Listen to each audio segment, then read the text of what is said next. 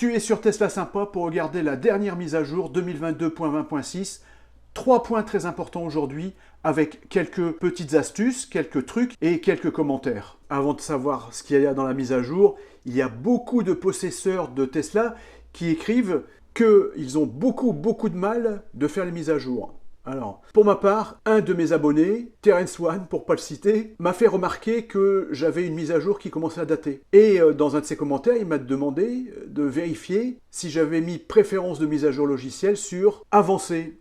Et alors, je ne sais pas pourquoi, habituellement c'est toujours sur avancé, et là, ça n'y était pas, et apparemment depuis un certain temps. J'ai tout de suite fait la modification sur avancé, et je te le donne, Émile, 5 secondes après, la petite flèche orange vers le bas. Donc, j'avais la possibilité de faire une mise à jour.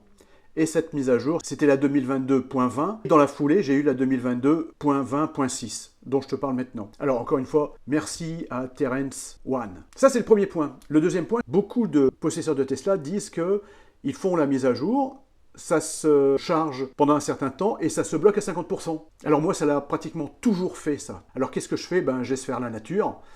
Parce que d'autres, j'imagine qu'ils veulent avoir la mise à jour tout de suite. Non, il ne faut pas brusquer les choses avec Tesla. Il faut attendre. Donc, comme tu le vois, je fais la mise à jour, je la lance, arrivé à 50%, ça se bloque, j'arrête le partage de connexion, je rentre chez moi, enfin bon, bref, j'attends un peu, j'y retourne 2-3 heures après, je refais le partage de connexion, j'attends un peu, et puis tout d'un coup, tu te rends compte, ça passe de 50% à 75%, et tout d'un coup, 75%, ça bloque, t'attends, il n'y a rien, et tout d'un coup, pouf, tu as la disponibilité de la mise à jour. Enfin, pour moi, ça a toujours fonctionné comme ça. Alors, comme je te disais, il y a 3 points d'amélioration. Le premier, amélioration du système des ceintures de sécurité. Le deuxième, signal sonore au feu vert. D'ailleurs, là-dessus, je vais te montrer après, j'ai fait quelques vidéos. Et troisième point, configuration des pneus. Premier point, amélioration du système des ceintures de sécurité. Cette amélioration s'appuie sur la protection supérieure de votre véhicule en cas de collision par rapport aux tests de collision réglementaires et standards de l'industrie en utilisant désormais Tesla Vision pour offrir certaines des performances les plus avancées en matière de prétentionneurs de ceintures de sécurité en cas de collision frontale. Vos ceintures de sécurité commencent à se resserrer et à protéger les occupants correctement attachés, plutôt dans un plus grand nombre de collisions frontales. Bon, super. Donc très bien, bon ça c'est le premier point. Le deuxième point maintenant, signal sonore au feu vert. Un signal sonore sera émis lorsque le feu auquel vous vous trouvez passe au vert, auquel vous vous trouvez, en face duquel vous vous trouvez, parce que si c'est le feu qui est de l'autre côté à droite, à mon avis, ça ne va pas marcher. Si vous êtes en attente derrière un autre véhicule, le signal sonore sera émis une fois que celui-ci avance, sauf si le régulateur dynamique ou l'assistance au maintien de cap sont actifs. Remarque, le signal sonore ne constitue qu'une notification. Il incombe au conducteur d'observer son environnement et de prendre les décisions appropriées.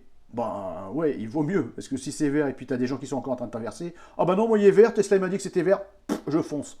Non, effectivement, mais ils ont bien fait de le mettre. Le troisième point, configuration des pneus. La réinitialisation des paramètres s'effectue directement après une rotation, une permutation ou un changement des pneus afin d'améliorer votre expérience de conduite. Pour réinitialiser, allez sur contrôle, entretien, configuration roues et pneus, voilà.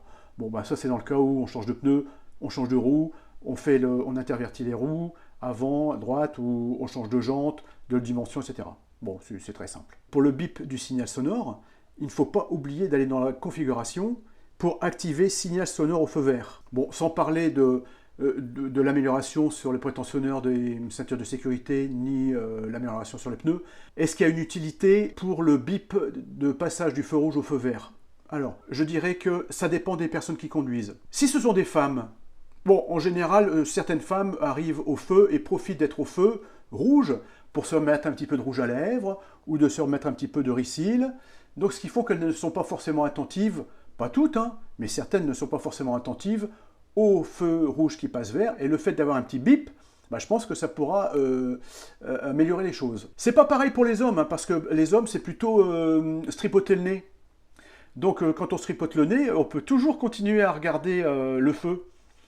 Le seul danger, c'est que si tu as quelqu'un qui te rentre dedans ou tu accélères trop fort, regarde ce qui peut arriver, ça peut être dangereux. Tu peux retrouver toutes mes vidéos sur ma chaîne YouTube Tesla Sympa, bien sûr, et tu peux également retrouver tous mes accessoires et mes bons plans sur mon site internet teslasympa.fr. Donc n'hésite pas à aller le voir. Les petits problèmes maintenant.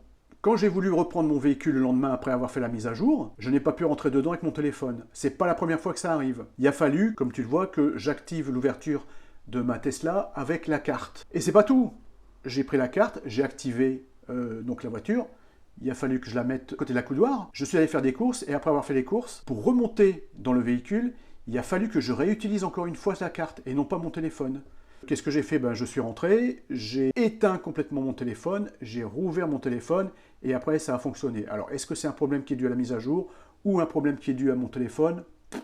Je ne sais pas. En tout cas, c'est arrivé après la mise à jour. Et encore une fois, ce n'était pas la première fois. Après cette mise à jour, il y a pas mal de commentaires sur Internet, sur les réseaux sociaux encore une fois, de possesseurs de Tesla qui disent qu'ils ont des problèmes de freinage régénératif. Le freinage régénératif ne se déclenche pas immédiatement après avoir lâché la pédale d'accélération. Il y a un temps de latence d'1 seconde environ. Personnellement, je n'ai pas trouvé. Peut-être que toi, tu as remarqué ça. Dis-le moi en commentaire. Certains évoquent même une baisse significative de la puissance du frein régénératif. Pour ma part, je suis complètement d'accord. Je trouve également que le frein régénératif...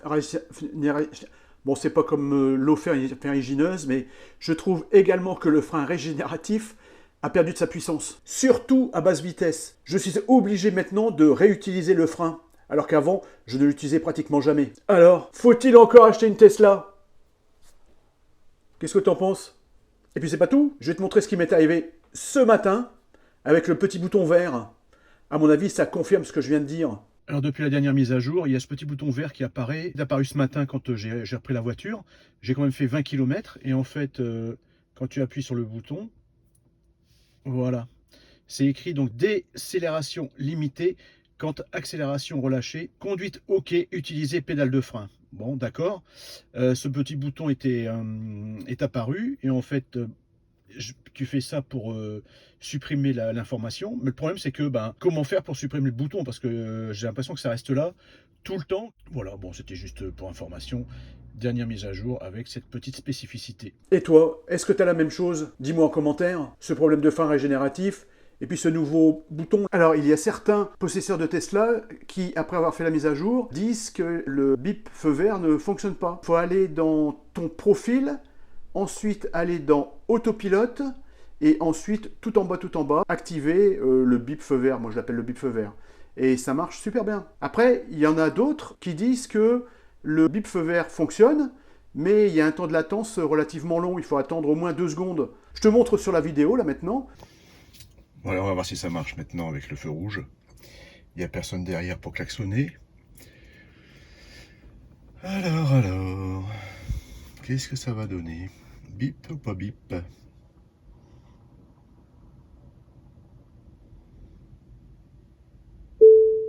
Et bip.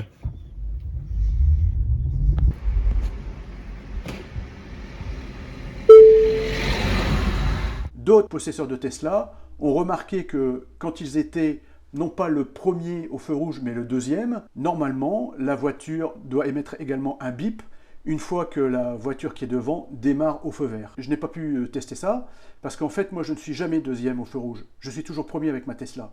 Donc, c'est très difficile pour moi de pouvoir te confirmer ça ou pas. Certains disent aussi que maintenant, avec cette mise à jour, ils ont la possibilité, en programmant un voyage, d'avoir au niveau donc, du récapitulatif immédiat, le pourcentage de batterie qui leur resteront à l'issue du voyage. Avant cette mise à jour, cette information disparaissait au bout de quelques secondes. Maintenant, ce qui est bien, c'est qu'elle reste tout le long du voyage et on n'est pas obligé d'aller...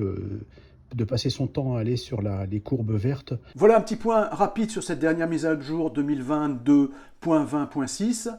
Dis-moi en commentaire si tu as eu d'autres problèmes, si tout s'est bien passé pour toi. Et dis-moi peut-être aussi en commentaire si tu trouves que cette vidéo est pertinente ou pas. Est-ce que c'est intéressant? C'est la première fois que je fais une vidéo sur les mises à jour. Bon, dis-moi en commentaire si ça t'intéresse, si tu veux que je continue ou pas. Voilà, c'est tout ce que je voulais dire. J'espère que ça t'apportera des réponses à tes questions et éventuellement des solutions. N'hésite pas à t'abonner et à laisser un petit pouce. Je te remercie, à bientôt, au revoir.